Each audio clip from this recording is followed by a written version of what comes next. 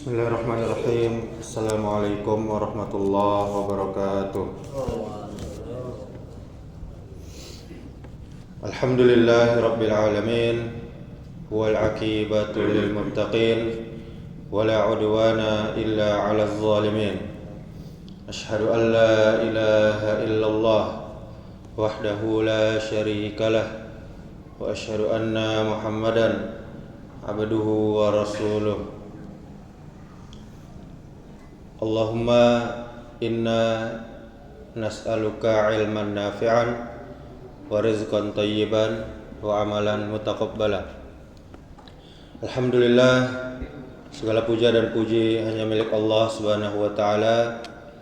Kita bersyukur kepadanya atas segala nikmat, nikmat sehat, nikmat iman, nikmat Islam, sehingga kita masih bisa beribadah kepadanya. Dan untuk itulah Allah menciptakan kita. Allah berfirman di surah Az-Zariyat ayat 56, "Wa ma khalaqtul jinna wal insa illa liya'budun." Tidak aku ciptakan jin dan manusia kecuali untuk beribadah kepadaku. Kemudian tujuan kita bersyukur agar Allah senantiasa menambahkan nikmat-Nya kepada kita. La in syakartum la azidannakum wa la in kafartum inna azabi lasyadid. Jika kalian bersyukur kepadaku, akan aku tambah nikmat kepada kalian. Jika kalian kufur, maka sungguh azabku sangat pedih. Kata Allah dalam surah Ibrahim ayat 7. Kemudian salawat beserta salam semoga selalu tercurahkan, terlimpahkan untuk junjungan kita Nabi Muhammad sallallahu alaihi wasallam.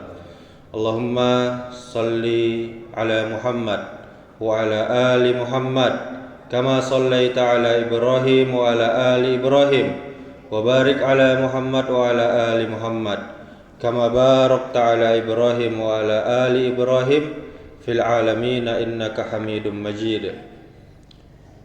Mudah-mudahan dengan memperbanyak salawat kita termasuk umatnya yang cinta kepada beliau, yang bukan hanya sekadar cinta di mulut saja.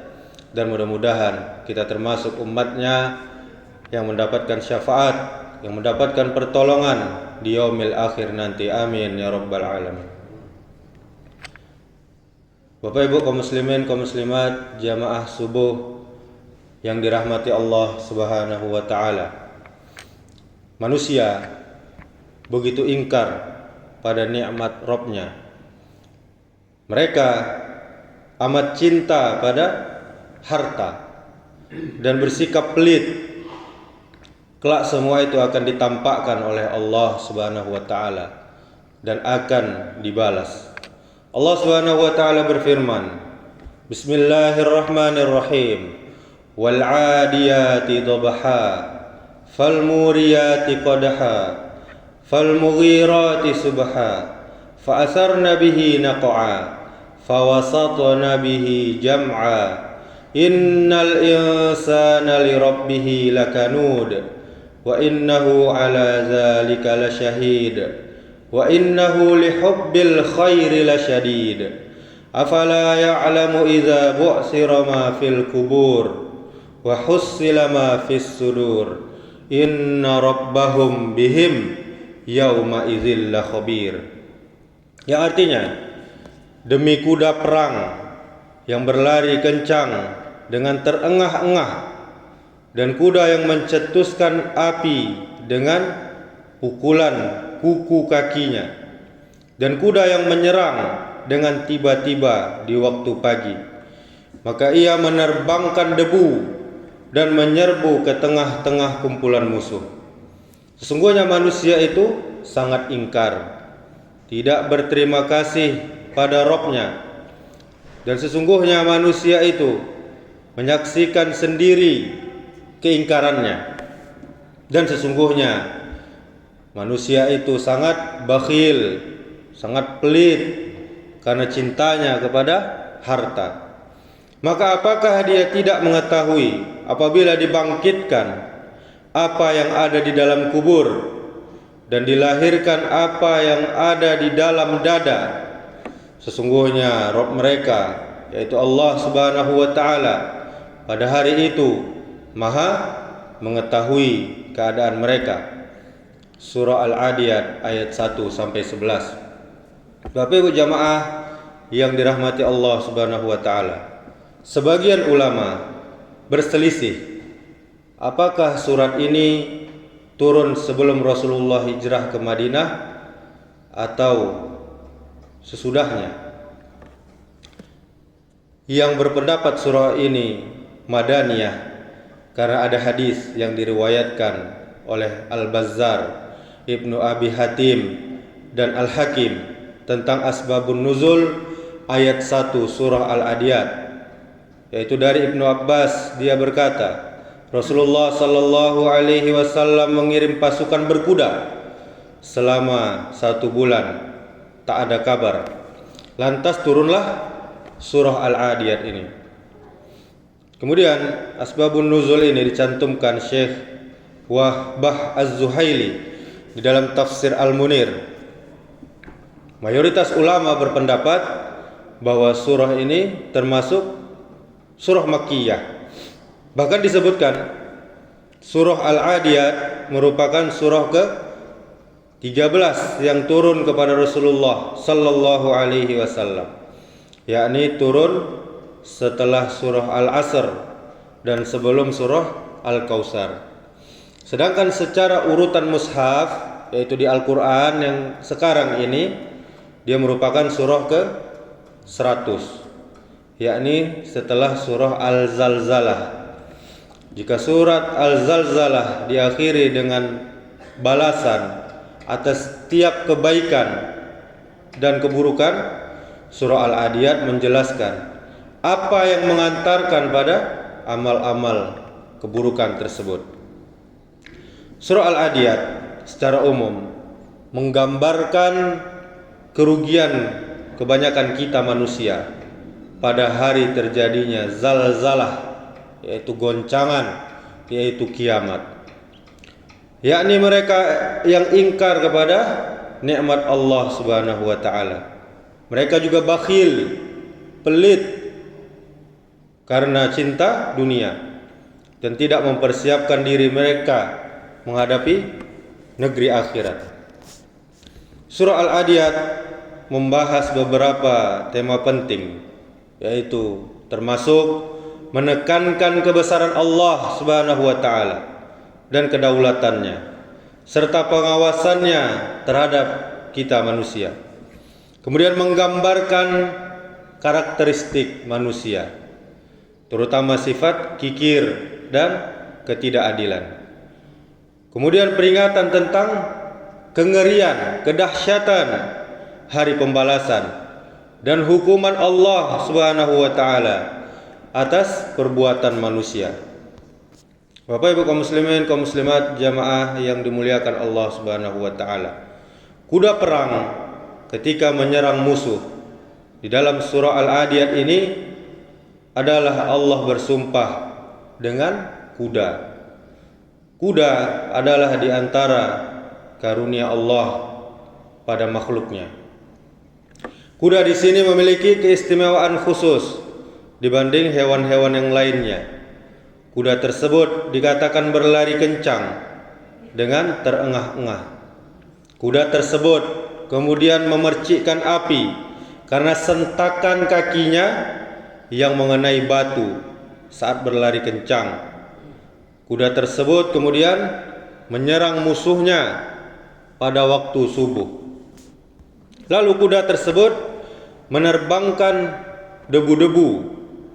Kuda tersebut kemudian menyerang musuhnya hingga menembus ke tengah-tengah mereka. Inilah yang digunakan untuk bersumpah oleh Allah Subhanahu wa Ta'ala di awal surah ini. Ada pelajaran yang penting di ayat pertama ini. Allah Subhanahu wa Ta'ala, Bapak Ibu, bebas bersumpah demi apa saja. Tetapi kita makhluknya wajib bersumpah atas nama Allah saja. Bahkan tidak boleh bersumpah dengan nama Rasul sallallahu alaihi wasallam. Tidak boleh. Kecuali demi Allah, demi Rasul. itu salah. Yang betul adalah demi Allah saja, atau demi Jibril, demi malaikat, tidak boleh halal. Hanya demi Allah semata-mata. Kemudian di surah ini membahas manusia yang sangat ingkar. Adapun isi sumpah dijelaskan mulai pada ayat innal insana lirabbihi lakanud. Sesungguhnya manusia itu sangat ingkar, sangat tidak berterima kasih kepada Rabbnya, yaitu Allah Subhanahu wa taala. Makna al-kanud adalah al-kafur, yaitu mengingkari nikmat Rabbnya. Demikian kata sahabat Ibnu Abbas dan yang lainnya. Kemudian Al-Imam Al-Hasan Al-Basri mengatakan, manusia itu terus menghitung-hitung musibah, namun melupakan betapa banyak nikmat yang telah Rabb-Nya berikan kepadanya. Di dalam kitab Tafsir Al-Quran Al-Azim Juz 7 halaman 634. Kemudian mereka, para manusia, akan menyaksikan kekufurannya sendiri. Di dalam ayat selanjutnya disebutkan, wa innahu ala dzalika lasyahid. Dan sesungguhnya manusia itu akan menyaksikan sendiri keingkarannya, ketidak terima kasihnya dia kepada Allah Subhanahu wa taala. Ada dua tafsiran mengenai ayat ini. Tafsiran yang pertama, Allah akan menjadi saksi terhadap apa yang diperbuat manusia. Demikian dikatakan oleh Al-Imam Qatadah dan Sufyan Ats-Tsauri.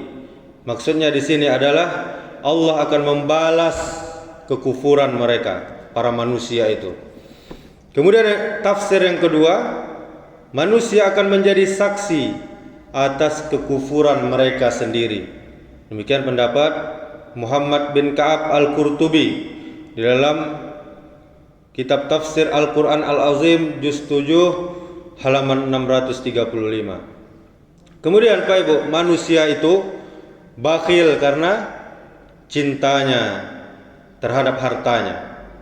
Adapun ayat wa innahu lihubbil khairi lasyadid, dan sesungguhnya dia para manusia itu sangat bakhil karena cintanya kepada harta. Khair atau kebaikan dalam ayat ini yang dimaksud adalah harta. Namun ada dua pendapat di dalam memaknakan ayat ini, yaitu yang pertama, manusia sangat cinta kepada harta. Kemudian yang kedua, manusia sangat pelit, sangat bakhil. Kedua makna ini adalah makna yang sahih, yang kuat, yang benar, kata Ibnu Katsir. Kemudian zuhud pada dunia dan ingat kehidupan akhirat. Selanjutnya Allah Subhanahu wa taala memotivasi kita untuk zuhud pada dunia ini dan bersemangat menggapai akhirat. Apa itu zuhud, Bapak Ibu? Zuhud adalah qanaah, merasa cukup apa yang diberikan oleh Allah, apa yang awak usahakan kini, itu yang awak syukuri. Bukan mengejar-ngejar apa yang belum pasti.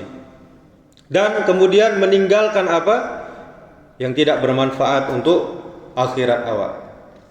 Kemudian Allah Subhanahu wa taala mengingatkan pula apa yang terjadi setelah alam dunia ini. Kita perhatikan ayat selanjutnya. Afala ya'lamu idza bu'sira ma fil kubur wa hustila ma fis sudur. Maka apakah para manusia itu tidak mengetahui apabila dibangkitkan apa yang ada di dalam kubur dan dilahirkan apa yang ada di dalam dada? Yang dimaksudkan ayat ini adalah, tidakkah mereka tahu bagaimana keadaan mayit yang dibangkitkan dari alam kubur? Lalu disebutkan selanjutnya, tidakkah mereka tahu apa yang dikeluarkan dari dalam dada? Maksudnya adalah sesuatu yang nanti akan ditampakkan dari dalam hati manusia tersebut. Artinya segala rahasia dan apa yang tersembunyi di dalam hati akan Allah tampakkan kelak. Allah Maha mengetahui. Wallahu a'lam bissawab. Kemudian di dalam ayat yang terakhir, di akhir-akhir ayat disebutkan, inna rabbahum bihim yauma idzil lakhabir. Sesungguhnya Rabb mereka pada hari itu Maha mengetahui keadaan mereka. Maksudnya, kata Ibnu Katsir, bahwa Allah Subhanahu wa taala mengetahui segala yang mereka perbuat dan akan membalasnya. Juga sama sekali Allah tidak berbuat jahat, tidak berbuat zalim sedikit pun kepada manusia. Kata Syekh Abdurrahman As-Sa'di, dia berkata, Allah mengetahui perbuatan hamba yang lahir dan yang batin, yang tampak maupun yang tersembunyi. Allah Subhanahu wa taala pun akan membalas perbuatan manusia tersebut. Pengetahuan Allah di sini dimaksudkan untuk keadaan pada hari kiamat. Padahal Allah Subhanahu wa taala memiliki sifat mengetahui setiap saat tanpa ada yang terlewat sedikit pun. Karena yang dimaksud pengetahuan Allah di sini adalah balasan Allah terhadap amalan hambanya. Balasan itu karena Allah mengetahui apa yang kita perbuat, apa yang manusia perbuat semuanya. Dari awal dia diciptakan sampai dia dimatikan. Demikianlah, semoga kajian tafsir yang ringkas ini bermanfaat bagi kita semua. Semoga Allah Subhanahu wa taala selalu memberikan kita taufik dan hidayahnya, dan kita selalu terbimbing ke jalan kebenaran. Subhanakallahumma wa bihamdika asyhadu an la ilaha illa anta astaghfiruka wa atubu ilaik. Wassalamualaikum warahmatullahi wabarakatuh.